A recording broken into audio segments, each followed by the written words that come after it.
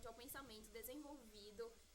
da metade do século XV ao final do século XVIII. O que chamamos de mentalidade moderna advém das transformações culturais, sociais, religiosas e econômicas que ocorreram na Europa deste período. Os historiadores da filosofia designam como filosofia moderna aquele saber que se desenvolve na Europa durante o século XVII, tendo como referências principais o cartesianismo, isto é, a filosofia de René Descartes, a ciência da natureza galilaica, isto é, a mecânica de Galileu Galilei, a nova ideia do conhecimento como síntese entre observação, experimentação e a razão teórica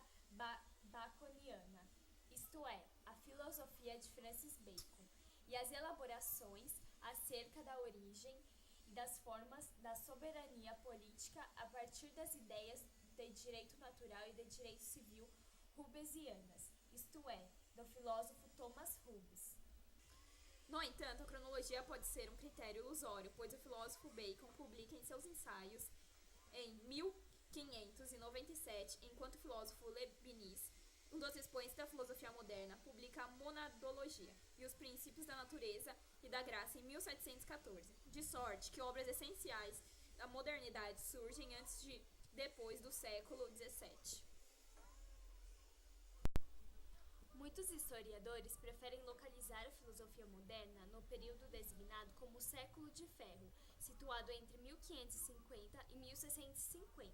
tomando como referência as grandes transformações sociais, políticas e econômicas trazidas pela implantação do capitalismo, enquanto outros consideram decisivo o período entre 1618 e 1648, isto é, a Guerra dos 30 Anos, que delinea a paisagem política e cultural da Europa moderna. No entanto, a cronologia pode ser um critério ilusório, pois o filósofo Bacon publica em seus ensaios em 1597, enquanto o filósofo Leibniz, um dos expoentes da filosofia moderna, publica a Monadologia e os Princípios da Natureza e da Graça em 1714, de sorte que obras essenciais da modernidade surgem antes de depois do século XVII.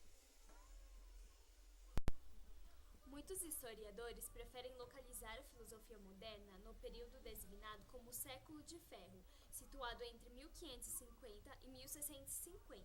tomando como referência as grandes transformações sociais, políticas e econômicas trazidas pela implantação do capitalismo, enquanto outros consideram decisivo o período entre 1618 e 1648, isto é, a Guerra dos 30 Anos, que delinea a paisagem política e cultural da Europa moderna.